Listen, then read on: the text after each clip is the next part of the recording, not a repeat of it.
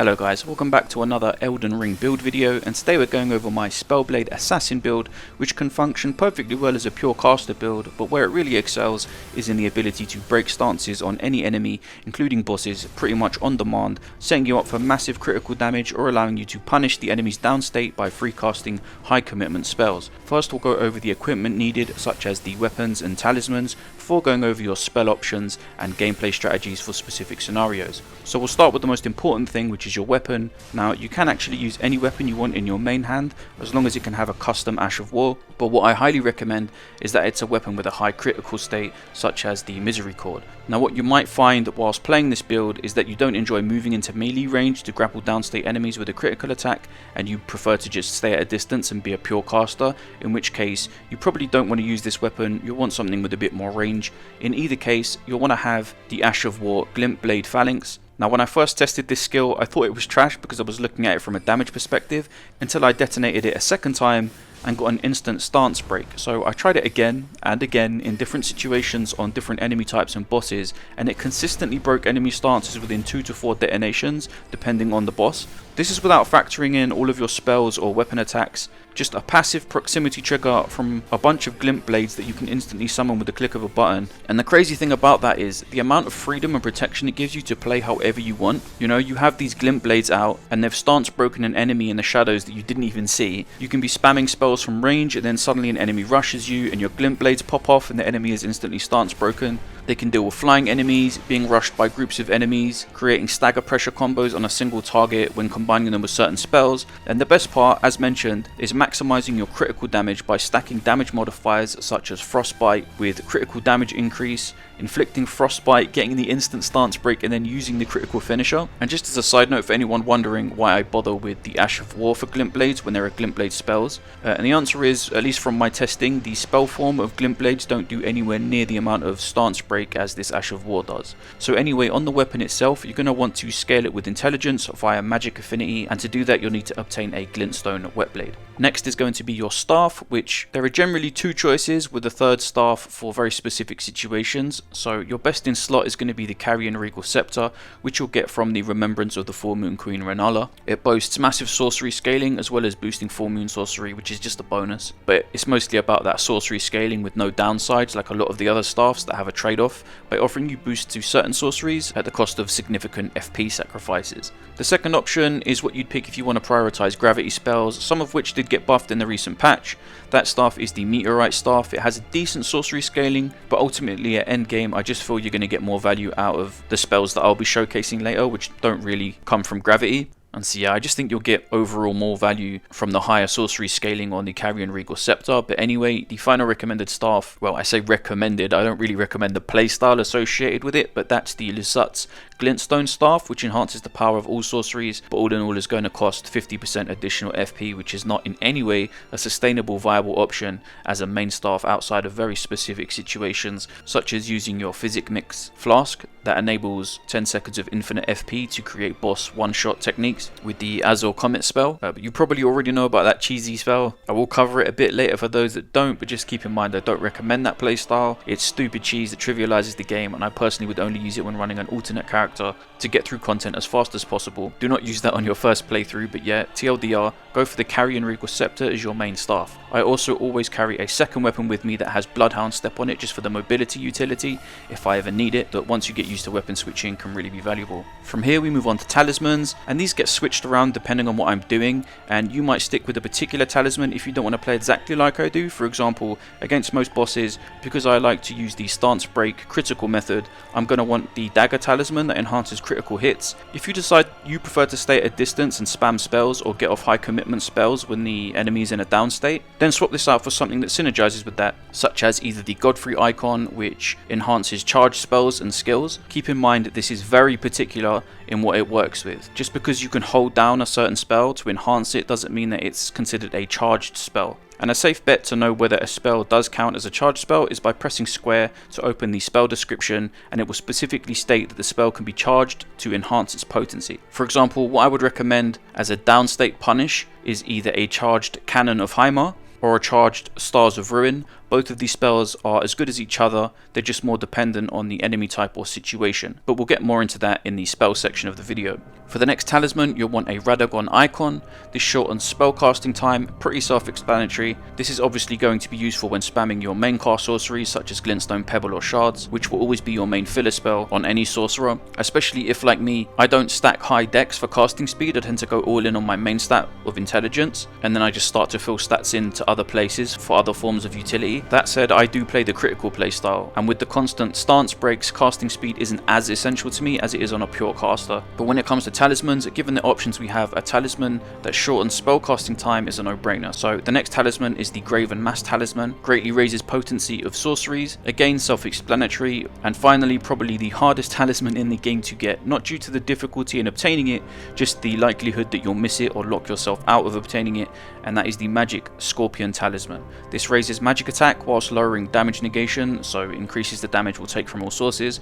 But what you'll notice is, alongside this increasing the damage of our spells, what this is also doing is increasing the attack power of our dagger, which has magic affinity scaling, which contributes further to the critical finishes. Now, as with all items, you'll want to look up a guide on how to get each of them, because some of them, like the Magic Scorpion Talisman, are tied to lengthy quest chains that would take up far too much time in a build video. But you do have another option, which is to have any item traded to you. So if you don't have anyone you know who can trade you items such as this, you are welcome to join our Discord, where we have a trading channel. There aren't many people that have this talisman, but I'm trying to trade it to as many people as possible when I have time, so either I or the people I've given it to can trade it to others. The only issue is those people are all on PlayStation, but nevertheless the link will be provided in the description and pinned comment. But anyway, if for whatever reason you can't get a hold of this talisman, or you just don't want to use it due to the increase in damage taken, and you want to be a bit more tanky, I would recommend the Dragon Crest Great Shield Talisman. This provides a massive boost to physical damage negation. You could also use the Great Jar's Arsenal if you want to wear heavier armors,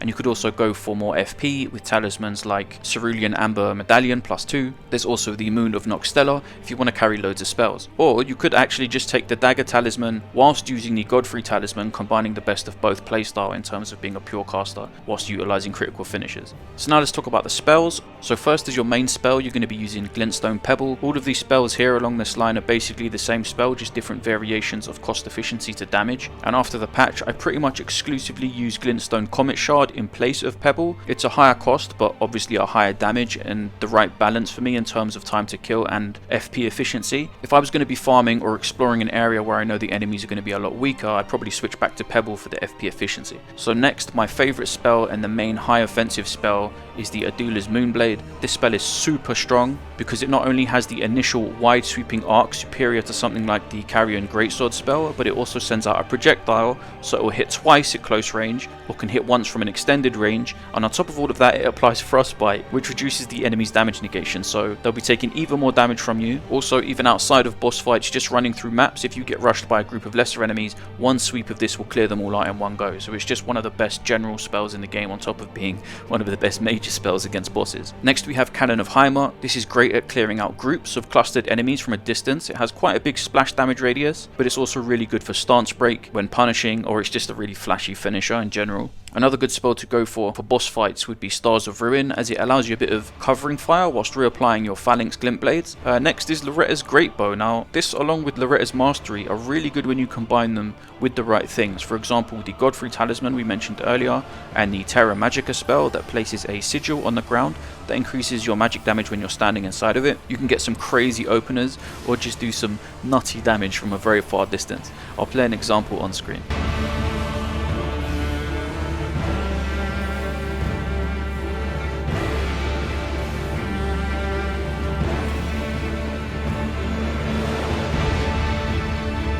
And finally, the Dirty Cheese spell, Comet Azor. This you combine with the Terra Magica, Lusat's Glintstone Staff, Azor's Glintstone Crown, and the Cerulean Hidden Tear, which eliminates FP consumption for 10 seconds, alongside Magic Shrouding Crack Tear, boosting magic damage. All together, you will melt any boss in the game in under 5 seconds, provided you can keep them standing still in it. Now, even when I use this method, I don't combine all of these things because I can't be bothered. Sometimes I just use the FP flask and the Comet spell itself, and it's enough. But yeah, as I mentioned earlier, please do not use this method on your first playthrough. I only carry it because I've beaten the game twice and clearing content to get all the items for my mule character or some trophies. You know, it's a utility for me to clear my way past bosses that I don't need to fight for the sake of the game experience. Some honourable mentions for spells then. The Shard Spiral can be very interesting on large stationary bosses. It doesn't do a lot of damage on its own, but against massive enemies it continuously ticks damage through them and can stagger and contribute to stance breaks. So you throw a few of these out, or one charged one, and then you switch back to a main spell whilst this keeps ticking away. Collapsing Stars is probably the most efficient gravity spell since the patch, so if you're into the gravity magic, this would be your main offensive spell choice instead of a Doula's Moonblade, which is what I use. It also has insane tracking even on bosses that actively dodge projectiles. They'll still tend to get hit by this. Carrion Piercer can be pretty funny.